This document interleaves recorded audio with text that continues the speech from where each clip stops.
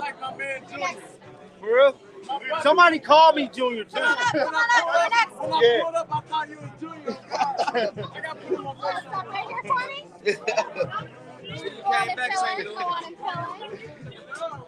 fill in. Yo, what is going on, everybody? And welcome back to the channel. If you're new here, go ahead and hit that subscribe button right now, because what I'm about to break down for you is wild. We're talking about Kevin Stefanski's absolute nightmare of a press conference down in Atlanta. And trust me, the reporters did not come to play nice. They came with receipts, they came with questions, and they came ready to make this man sweat. Let's get into it. So picture this, right? Kevin Stefanski, fresh off his disaster of a tenure in Cleveland, walks into his introductory press conference as the new head coach of the Atlanta Falcons. He's got the gel in his hair. He's rocking the Atlanta Falcons button up, team colors looking crisp, and he thinks this is going to be a smooth welcome party, a fresh start, a new beginning. But oh no. The media had other plans. And I'm talking about the Cleveland reporters who followed him down to Atlanta, just to remind everybody what this man did for 6 straight seasons in Cleveland. Absolutely nothing. Now, before we go any further, let me set the stage for you. Joining a team that has 8 straight losing seasons and a franchise that is hungry for playoffs and the Super Bowl. So what makes you believe that you are the right guy for the job and can not only do that, but do it very quickly? Thanks, Allison. I'm here because I believe in this group. I believe in this roster. I believe, like I mentioned, in what Arthur and Matt have put together already. The Atlanta Falcons have had 8 straight losing seasons. 8. The fans are hungry. They're desperate for playoffs, for hope, for anything. And here comes Kevin Stefanski, the man who just spent 6 years in Cleveland doing what exactly? Destroying rookie quarterbacks. Yeah, you heard that right. Not 1, but 2 rookie quarterbacks got the Stefanski treatment. And we all know how that turned out.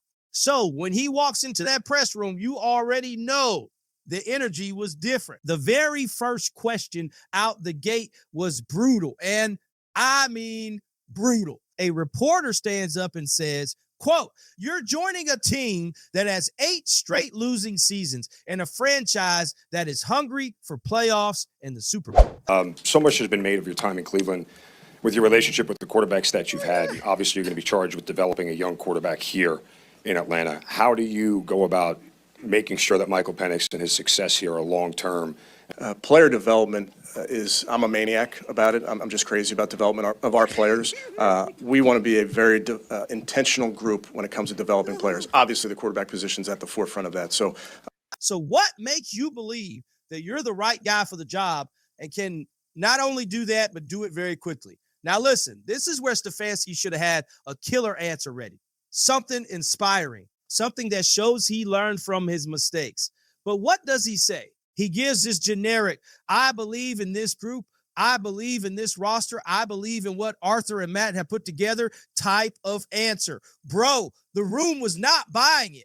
You could see it in his eyes. He looked like a deer in headlights. But wait, it gets BET.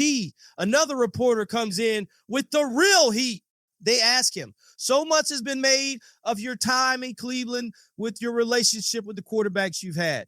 Obviously, you're going to be charged with developing a young quarterback here in Atlanta. How do you go about making sure that Michael Penix and his success here are long-term? Were you surprised by Mayfield's comments about you coming to Atlanta and looking forward to seeing you twice a year? Yeah, Baker's somebody that I have a ton of respect for as a player and a person. I love rivalries in sports, and obviously Buccaneers-Falcons have a great rivalry. It's something that I'm excited about, but I would not get into the specifics of those type of things. And y'all, listen to what this man said. He said, and I quote, "Player development is, I'm a maniac about it. I'm just crazy about development of our players." A maniac? Bro, if you're such a maniac about player development, what happened in Cleveland? What happened to those 2 rookie quarterbacks you had? The math ain't mathing, Kevin. The receipts are out, and they're telling a completely different story. And it doesn't stop there. Baker Mayfield. Yeah, that Baker Mayfield. The guy Stefanski coached in Cleveland came out publicly and said he's looking forward to seeing Stefanski twice a year now that he's coaching the Falcons. You know what that means, right? That's shade. That's Baker basically saying, I can't wait to cook you twice a season. So when I read some of the comments, he didn't deserve to go. Yeah. It happens. He's not the first alternate to ever make the Pro Bowl. He's not. He's not going to be the last alternate to make the Pro Bowl. We saw, Ocho, remember we saw Huntley just a few years ago make it. Yes. Because nobody really wanted to go. It doesn't. I mean, first of all, I don't know where's it going to be. Is it San Francisco this year? Because it used to be, Ocho, it used to mean something. You go to Hawaii. You get a vacation. You get to take your wife to Hawaii. Your girlfriend, your family get to tag along. It meant something to go across the water, to break bread. You're drinking the Mai Tais, the Blue Hawaiians. It normally meant something. It doesn't have the same cachet. But congratulations to Shedeur. And like I said, Patrick Mahomes was hurt. Bo Nix is hurt. I'm not so sure. The other names would have gone. Not at that far down as an alternate. I don't think Lamar's going. There's a great chance that they reached out to these guys and they're like, nah, I'm good. Aaron Rodgers like, nah. I don't need that trip. Lamar's like, nah, I got other things to do. So I think the thing is that the other guys, Lamar, Joe, Aaron Rodgers, probably Trevor Lawrence, they probably opted out. I mean, listen, if it was like it was back in the day when we were playing actually, and it actually meant much more to go to the Pro Bowl, the achievement of making the Pro Bowl, it was unbelievable. You understand? Yeah. This is a real trip. A real treat, that you get to go. You got to fly 10 hours. I don't care where you live. It's a 10-hour flight. Your family goes, and you're there all week, and you really played.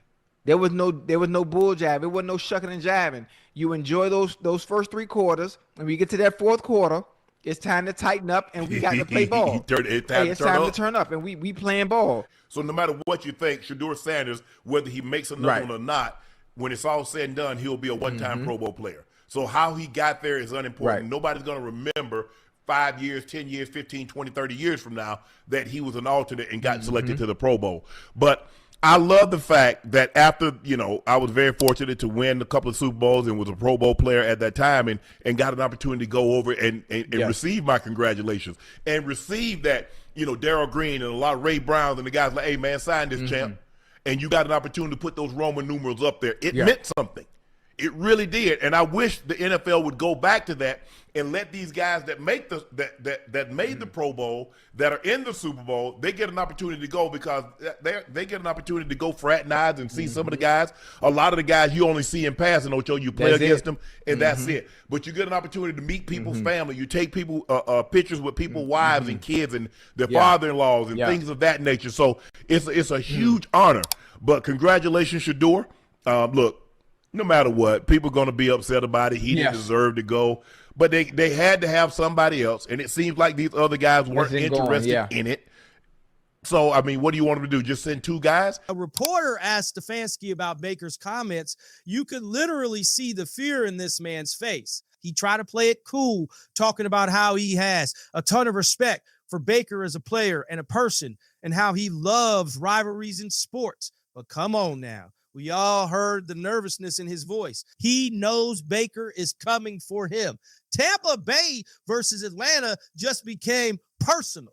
Now, here's where this all ties back to the person we really care about, Shedeur Sanders. Because everything that's happening to Kevin Stefanski right now, this is karma. This is justice. This is what happens when you mishandle young quarterbacks, when you fail to develop elite talent. Shedeur Sanders is the cautionary tale that's haunting Stefanski everywhere he goes. And the fact that Cleveland reporters literally followed him to Atlanta just to ask about his quarterback development, that tells you everything you need to know about his reputation in this league. But you know what?